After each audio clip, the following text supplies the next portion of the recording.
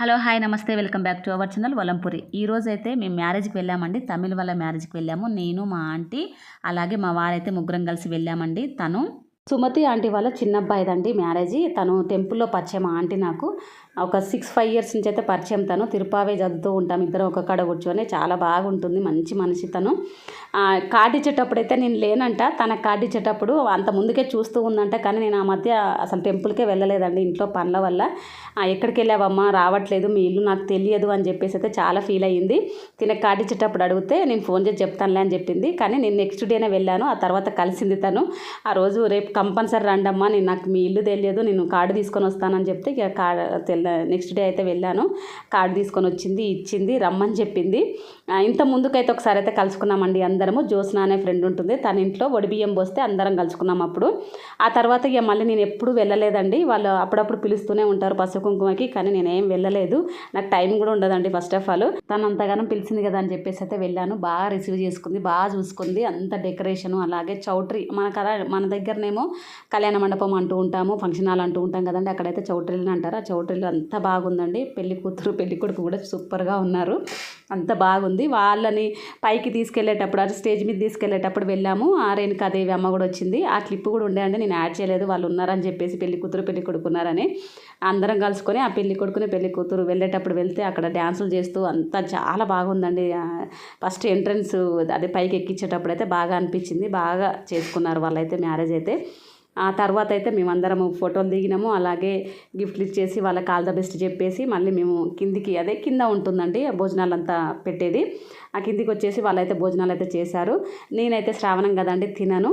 తమిళ వాళ్ళ మ్యారేజ్ కొంచెం డిఫరెంట్గా ఉంటుందండి. అదే రోజు వాళ్ళు ఎంగేజ్మెంట్ చేసుకుంటారు, రిసెప్షన్ చేసుకుంటారు. మ్యారేజ్ అయితే మార్నింగ్ ఉంటుందండి, తెల్లవారుజామున ఉంటుంది.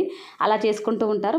వాళ్ళకి కొంచెం డిఫరెంట్ అయితే అనిపిస్తూ ఉంటుంది. మిగతాదంతా నార్మల్గానే అనిపిస్తుంది అండి. నాకు అంత డిఫరెన్స్ అంతా ఏమీ ఉండదు. ఆ మ్యారేజ్ ఒక్కటి కొంచెం ముందుది వెనకది ముందు చేసుకుంటూ ఉంటారు.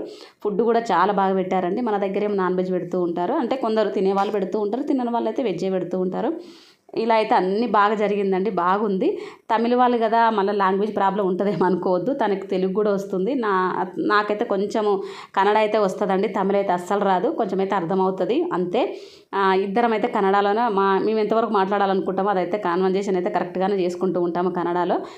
నేను ఇంట్లోకెళ్ళి ఫస్ట్ ఆఫ్ ఆల్ ఇంట్లోకెళ్ళి బయటికి వెళ్ళానండి. నేను వెళ్తే మా ఆయనతోటి, అలాగే గిరిజ లేదంటే సరస్వతి ఆంటీ, సుగుణ ఆంటీ వాళ్ళతోటే వెళ్తూ ఉంటాను. ఇంకెక్కడికి వెళ్ళను. ఎక్కడికి వెళ్ళినా మా ఆయన ఒప్పుకోరు. తనతోటి వెళ్తేనే నేను ఏ సారీలు తెచ్చుకోవాలన్నా, డ్రెస్సులు తెచ్చుకోవాలన్నా, ఇంకే వేరేటివి ఏం తెచ్చుకోవాలన్నా తనతోటే వెళ్ళి తెచ్చుకుంటూ ఉంటాను. ఇంట్లోకి ఏమైనా కావాలన్నా, ప్రొవిజన్ కావాలన్నా తనతోటే వెళ్తూ ఉంటాను. అయినాగా నాకు భయం ఫస్ట్ ఆఫ్ ఆల్. నేను వెళ్ళను. ఏదో పెద్ద ధైర్యవంతరాల్లాగా కనబడతాను అంతే తప్ప, అమ్మో నాకు చాలా భయము బయటికి వెళ్ళాలంటే. చూడడానికి మాత్రం అందరూ ఆమెకేంది లేదు, చాలా ధైర్యంగా ఉంటుంది అని అనుకుంటూ ఉంటారు. అంత ధైర్యవంతరాలు అయితే నేను కాదు. ఊరికనే ప్యానిక్ అయిపోతా.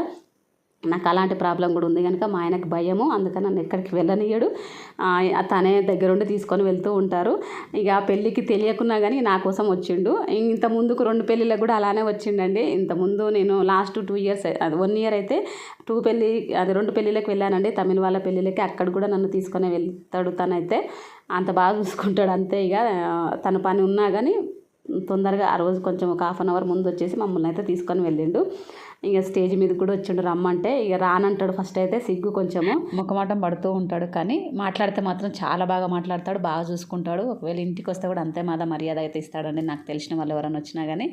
కాకపోతే కొంచెం సిగ్గు ఎక్కువ. ఇంకా స్టేజ్ మీదకి వెళ్ళేసి పెళ్లి కూతురికి పెళ్లి కొడుక్కి బెస్ట్ విషెస్ చెప్పేసి మళ్ళీ ఇక మేము అక్కడ ఉండే క్లిప్ కూడా ఉండే అండి, అది అయితే యాడ్ చేయలేదు. తర్వాత కిందికి వచ్చేసి భోజనాలు అయితే చేసుకున్నారు. నేనైతే శ్రావణం కదా, నేను భోజనాలు అయితే ఏమి చెయ్యనండి. ఇక వాళ్ళైతే తిన్నారు. తిని ఇంటికైతే బయలుదేరాము.